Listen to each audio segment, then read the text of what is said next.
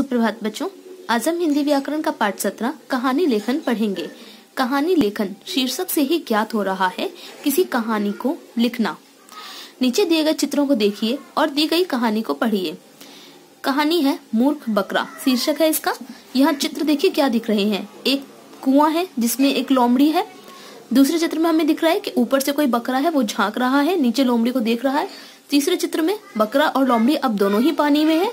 चौथे चित्र में हमें दिखता है कि बकरा खड़ा है और लोमड़ी उसके ऊपर से छलांग लेके बाहर निकल रही है। पांचवें चित्र में हमें दिखता है कि बकरा अंदर पानी में रह गया है, लोमड़ी कुएं से बाहर आ गई है।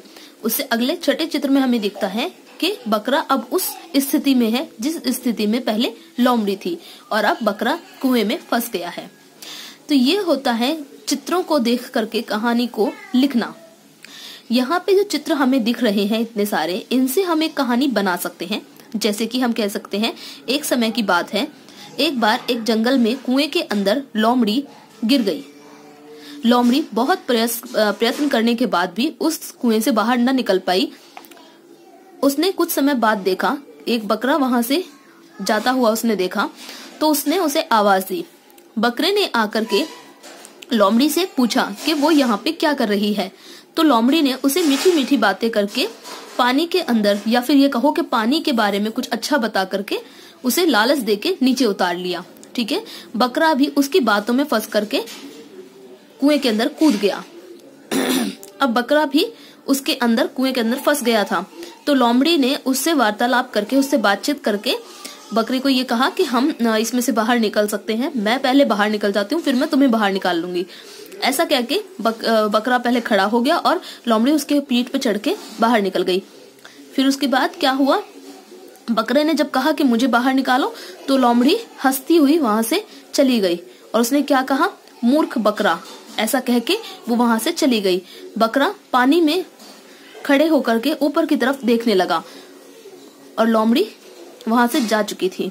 अब बकरा पानी में फंस गया था। तो इस तरीके से हम चित्रों के आधार पर कोई भी कहानी का निर्माण कर सकते हैं, जिसे कहते हैं कहानी लेखन, यानी कहानी को लिखना।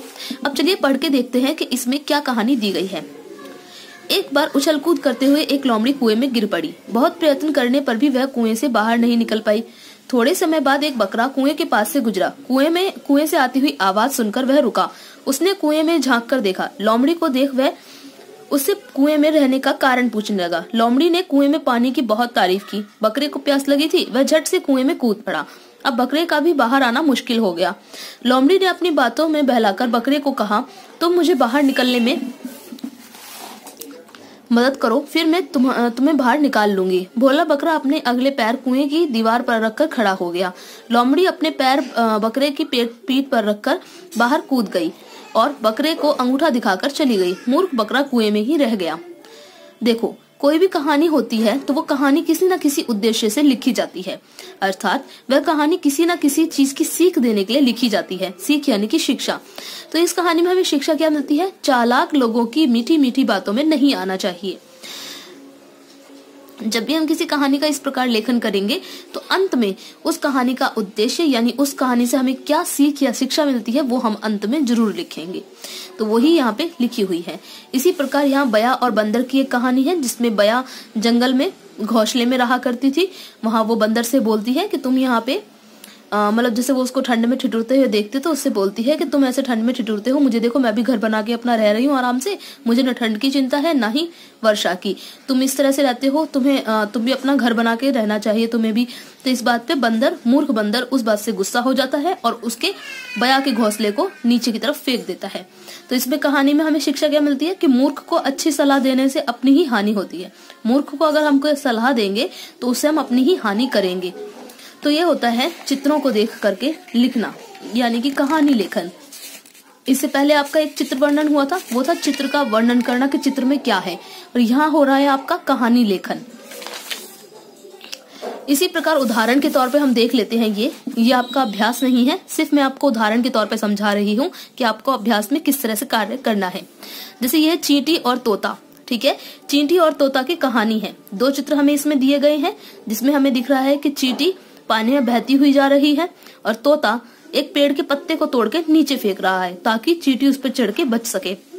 अगले में हमें दिख रहा है चित्र में कि एक शिकारी है जो कि तीर के प्रहार से तोते को मारना चाहता है और चींटी उसके पैर में काट के उसका निशाना गलत करवा देती है। ठीक है, तो यहाँ पे हमें दिख रहा है इन दोनों के दोस्ती के बारे में, किस तरह से एक दूसरे की जान बचा रहे हैं।